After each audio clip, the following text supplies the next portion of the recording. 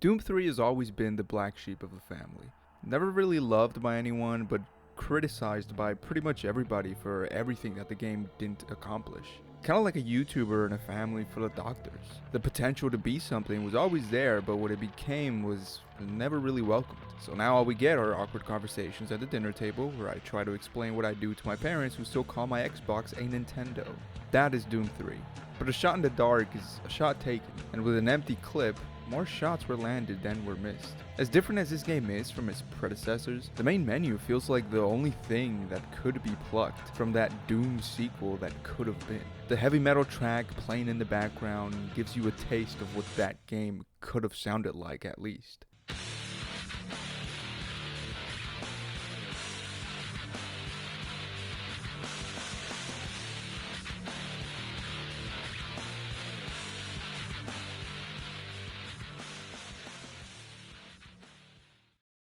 Beyond that point, however, all familiarity is pretty much gone. From the moment you're given control, you could tell that this would be a different experience. An even greater departure than Doom 64. A departure so great that it jumped genres, going from an FPS action game to a survival horror game. A slower paced intro with tons of exposition given to the player via dialogue, audio messages, and other collectibles. Really set the tone for what the players should expect. No longer is it a mindless shooter, but rather a mindful, narrative-driven, sci-fi horror game with a Lovecraftian visual twist. Not only is the tone a lot darker, but the lighting itself is much darker as well. Corners of the map that are pitch black surround every level in all environments. This is due to the obvious engine limitations of the time, but it also became a part of the design philosophy itself. From this stems the constant complaint that people have with the game, and its flashlight. One of the many newly added mechanics to the game was the flashlight, but its functionality caused a lot of controversy among gamers because of its limited use to one weapon slot. You couldn't pair its use with the rest of your arsenal, which meant you either shot blindly in the dark or you saw clearly in the light but are left defenseless. It's clear that this was the dilemma id Software wanted the player to be in, to give them that sense of insecurity and helplessness. It is a design choice that goes against the core idea of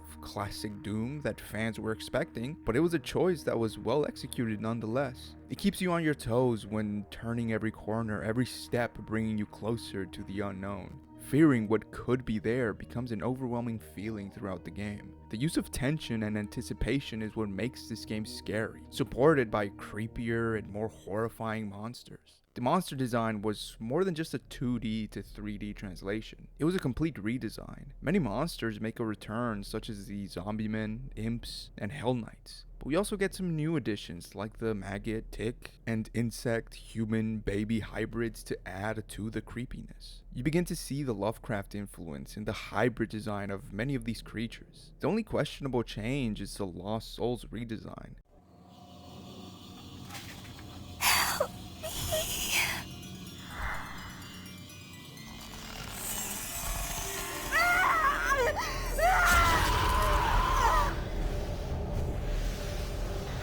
Even though I see where they were going with it, it ends up looking more silly than it does creepy. And surely it agreed because they ended up changing their look in the coming DLC. The various number of enemy types keep the game from feeling boring and stale by slowly introducing them to the player as you progress through each level. Same with the weapons. Pistol, machine gun, shotgun, and all the other usual suspects make a return. And surprisingly, the shotgun was the worst gun in the game. Nerfed and underpowered, even at close range where you would think it's more effective, it struggles to put down even the most basic zombie enemy. Grenades also felt quite useless considering most enemies' attack patterns were to charge at you to close the range. And even taking that into account, the only other close range weapon, the chainsaw, seemed unnecessary. I don't think I was ever put in a position where I felt it necessary to switch to the chainsaw when most other weapons could do the job and a lot quicker and cleaner. There's no reason to risk taking damage when ammo for long range weapons, like the machine gun, is pretty abundant. Like most first person shooters, the shooting is the most important part of the gameplay loop. But when it's survival horror, the exploration is just as important as the shooting. So for every bullet found, a bullet is fired. How and where you find them starts and ends with exploration. At the very beginning of the game, you're given a PDA, short for Personal Data Assistant, which stores every audio log and message that you find and collect throughout the game. These contain not just lore and backstories, but also codes that you can use to open doors and storage lockers that would otherwise remain untouched. Unlocking these will mostly just reward you with more ammo, health, and other supplies. But the effort to immerse the player in this world is felt in these moments while listening to these people's last words, only to find out that the code for a storage locker was changed due to strange disappearances and odd happenings. Very impressive. He lived a few minutes, although I'm not sure you could consider that living. But they say his eyes rolled back and forth, and he's trying to talk, although after losing that much brain matter, I'm sure it was just reflex actions. Anyway, due to this, I have enacted new safety protocols in the lab, and we have stocked one of the storage cabinets with emergency medical supplies. The code for the cabinet is 752. And The voice acting in all of these logs is so on point that you're convinced that these are real people living in a far and estranged place. A place that spends a lot of time telling its story to the people who dare explore it. Being a reboot to the series, it ignores most of, if not all of the events of the previous games entirely. The narrative direction shifted to be more character driven by focusing on the motivations of only a few characters. The antagonist follows a lot of the mad scientist tropes, and with a setting that is already this cheesy, it's only fitting to have these types of characters driving the story. Similarly, Jack Campbell, a hard-ass Marine captain that sounds exactly how you would imagine him to sound, fills the role of the quest giver, a character that always seems to be one step ahead of the player, whose only purpose is to ask the player to play catch-up. Marine, are you at the communications facility yet? You gotta get that message to the fleet now.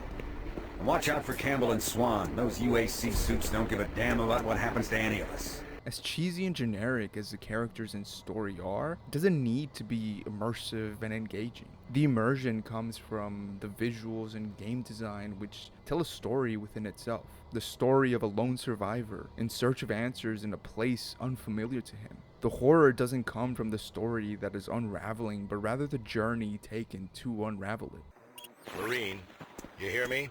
Back off from that console. Do not call for reinforcements. We don't know what the hell is going on here, and until we do, this area remains under UAC control. Cancel that transmission. Satellite connection established.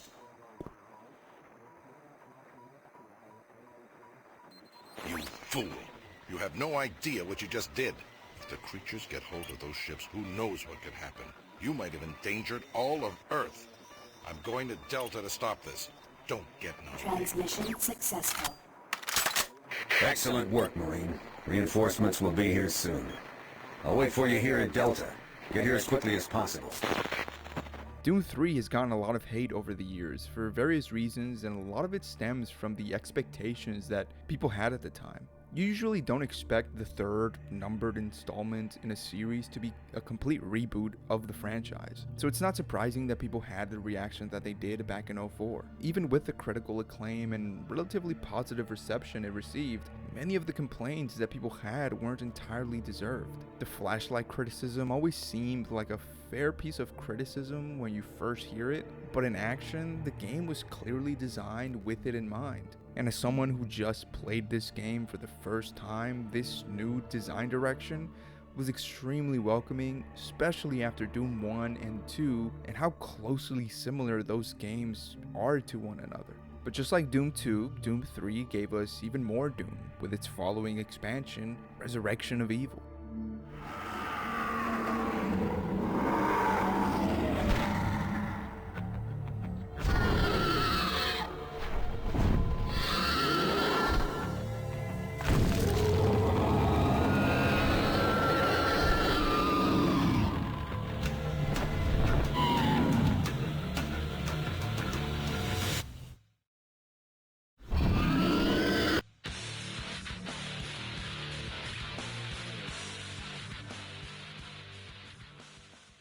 Resurrection of Evil does exactly what you expect it to do. It expands on every aspect of the game, from its story, its gameplay, to even its visual design. It takes place 2 years after the events of the base game when an artifact is found, triggering a new invasion, and the player is tasked with stopping it by returning the artifact to Hell. Even though the plot doesn't get any more interesting than this, the visual and environmental storytelling do a great job at showing and not just telling. Zombies looking even more dead than they did before, lost souls that have decayed even further, and Martian facilities that have been overran by the forces of Hell. The newly added enemies also help the game remain fresh, but still consistent with the new levels and environments. But not every new addition gave me that same feeling.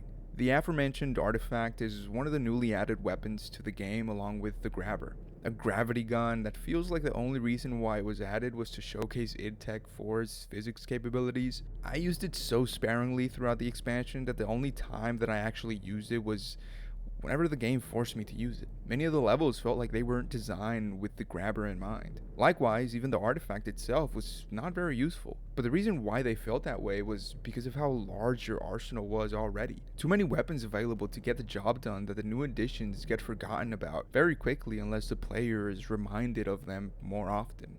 There are only a few moments in the expansion where I felt the artifact to be necessary, and the boss fights were most, if not all, of those moments. But because these moments are so far apart, you end up forgetting you even have these weapons available. One thing that I do appreciate is the commitment to the thesis of this expansion. Resurrection of Evil. Turning into a slow but consistent descent into Hell.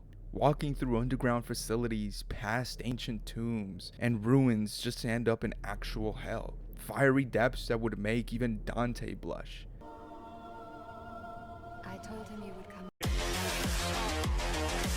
A place for pain and misery and clunky platforming to add to that misery. A problem that FPS games have had for a really long time that only recently was solved with the new trend of movement shooters like Titanfall. Thankfully, those moments don't last too long. Instead, you get more moments that are reminiscent of arena shooters, which shouldn't be surprising considering they're the same developers that popularized the genre with games like Quake. And even with the slower movement of Doom, they still managed to pull off a playable arena shooter.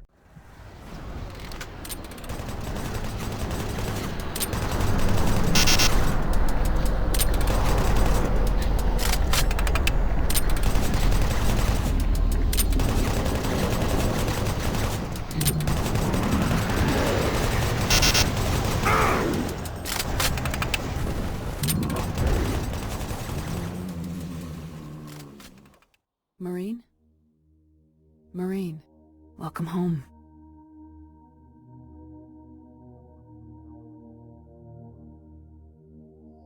Prior to playing Doom 3, I always saw it as the game that killed the franchise and the reason why that franchise remained dormant for so long. Hearing the way people talked about this game and its eventual re-release always made it seem like this game was a lot worse than it really was. But now that I've played it, especially directly after Doom 1, 2, and all of its expansions, I actually think that Doom 3 might be my favorite. It commits to a style and a subgenre that we don't get very often, especially from AAA developers like id Software. The first-person cosmic horror genre is not one that receives much attention from the AAA space.